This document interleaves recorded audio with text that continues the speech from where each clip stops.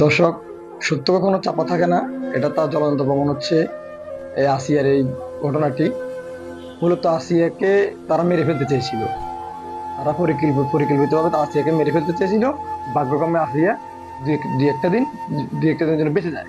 তারা তাকে নিয়ে বিভিন্ন জায়গায় জায়গায় গেছে, হুজুর সে আমি যাবে কাছে গিয়েছিল বিভিন্ন অজুহাত দিয়ে, মানে কোনোভাবে ধামাচাপা দেওয়ার জন্য। সত্য কখনো চাপা থাকে না, এটাই বাস্তব চিত্র। শুনুন, আপনারা সবাই নিজের কানে শুনুন এই আসিয়াদের বাড়ির যে যুবক কি বলে।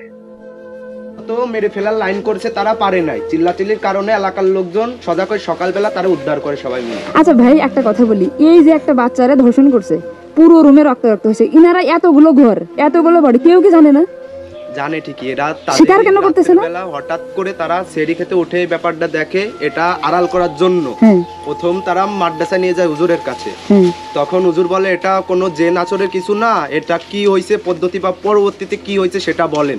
প্রথমের খায়নি, তারা বলে না, তার এই ব্যাগ আনে আনে তারা ওটা মানে মানসিক কায়দায় হাসপাতালে নিয়ে যায়, বাসায় বলে না। তারা মেয়ের যে ফ্যামিলি তাদের কাছে বলে না, হাসপাতালে নেওয়ার পরে সেই ব্যাপারটা এনারা তাকে ভর্তি করে দিয়ে তার স্ত্রী প্লাস তার স্বামী হলো পলাই দেয়, ছেলের বাবা এবং মা। এই এই